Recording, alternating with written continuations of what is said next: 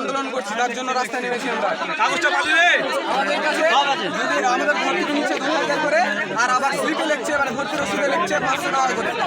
সেটা হলো আমরা দীঘার যতগুলো কাজ করতে আসছি, আমাদের সব কাজে অনেক করে টাকা নিচ্ছে।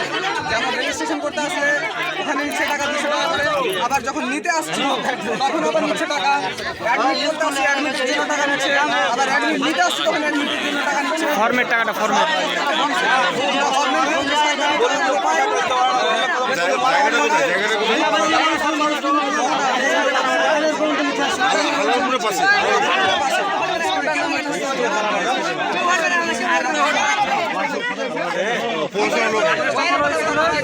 মোবাইলে টাকা এগুলো দিয়ে অ্যাপ্লাই করতে আসছে, তার জন্য আমাদের কাছে টাকা নাই। তার জন্য 500,000 যাকে বেতন করে পারে নাই। আবার সিলেক্ট করে আসে, একজন লাইনে ভর্তি হতে এসেছে, ওর কাছে 14,000 টাকা চাইছে ভর্তি ফি। কোথাকার নিয়ম? সরকার থেকে যদি আমরা এগুলো না পাই, আমাদের কাছে এরকম করে নিবে, কিসের জন্য নিবে? তার জন্য আমরা আন্দোলনে নেমেছি।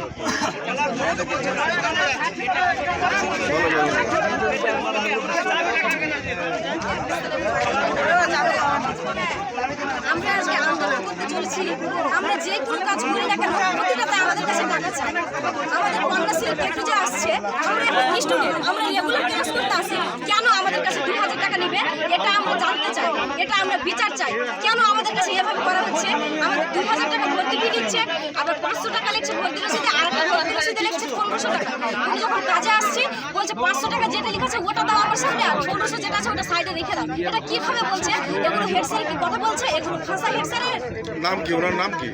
ওনার নাম ফারুক, এমডি ফারুক। কি পোস্টে আছে উনি? হেডমাস্টার। আর কিছু অভিযোগ আছে কাউরি? সবকিছুতে আমাদের কাছে এভাবে একটা কথা বলতে গেলে টাকা লাগবে, লোক একটা কথা বলে একটা সহি করতে গেলে কিসের টাকা? ও কিসের টাকা চাই? একটা চেক লিস্ট আমরা করেছি, সহি করতে হবে, তাতে বেলা 200 টাকা লাগবে। টিসির জন্য 500 টাকা নিচ্ছে, টিসির জন্য 500 টাকা নিচ্ছে। বলো আপনি কি বললেন? আমাদের এই 500 টাকা নেই, স্যার। হাই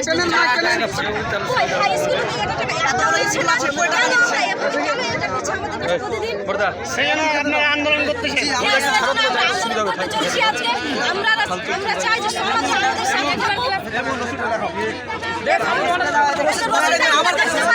2000 টাকা ভর্তি ফি আর 500 টাকা লাগছে কিভাবে রসিদে? এটা আমরা কিভাবে আপনি কত টাকা দিয়েছেন?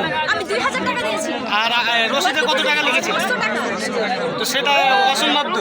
সেটা বাস্তব কেউ কিছু বলছে না। আমরা যদি কিছু বলতে যাই এখন আপনারা কি চাচ্ছেন? আমরা চাই আর বিচার চাই। আমরা যে কিছু একটা আমরা এভাবে কত দিয়ে চালাবো? আর আমরা আর দিতে পারছি না এভাবে। আমরা চাই যেটা সরকারি নিয়ম সেটাই যেন করা হোক। এটা দেখতে পাচ্ছেন আজকে আমাদের এক্সাম ছিল, বুঝলে? এক্সাম ছিল, আমরা বলছি আমরা তো 200 টাকা করে দিয়েছি, কিন্তু আবার 100 টাকা কিসের জন্য? বলছে পরীক্ষা দিলে দাও, না হলে স্কুল থেকে বের হয়ে যাও। কেন এটা আমাদের বলছে? আবার ছাত্র কলা ধরছে। সহজেই দেখতে পাচ্ছেন। একটা মেয়ে হয়ে একটা ম্যাডাম হয়ে ছাত্র কলা ধরবে, আপনি আবার বলেন? একটা ম্যাডাম টিচার হয়ে একটা ম্যাডাম টিচার হয়ে একটা ছেলে কলা ধরছে, ওকে লজ্জা করছে না? তালা কেড়ে নিচ্ছে। এটা কোন নিয়ম? এটা স্কুলের নিয়ম।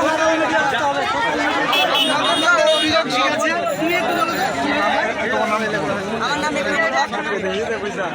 আমি স্কুলে যখন ভর্তি হই আমার কাছে 2000 টাকা চাইলো, আমি 2000 টাকা দিয়ে দিলাম, আমি তাকে কিচ্ছু বললাম না।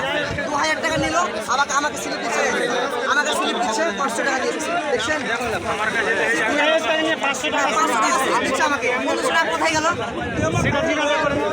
ওটা বিষয় যখন বলছি তোমরা এটা বুঝো না, এটা আমাদের স্কুল, ওদের মন মতন স্কুলে নিয়ম কানুন চলবে।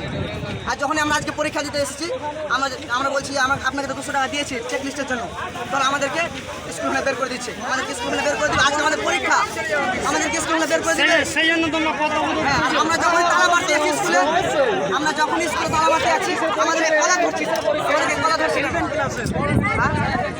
আশা করি পুলিশ প্রশাসন আছে, আপনাদের অভিযোগ দেখবে। আপনারা দেখতে থাকেন, সরাসরি দেখতে পাচ্ছেন লাইভ। রাহুল স্কুল হচ্ছে এটা। রাহুল কিছু বল না রে।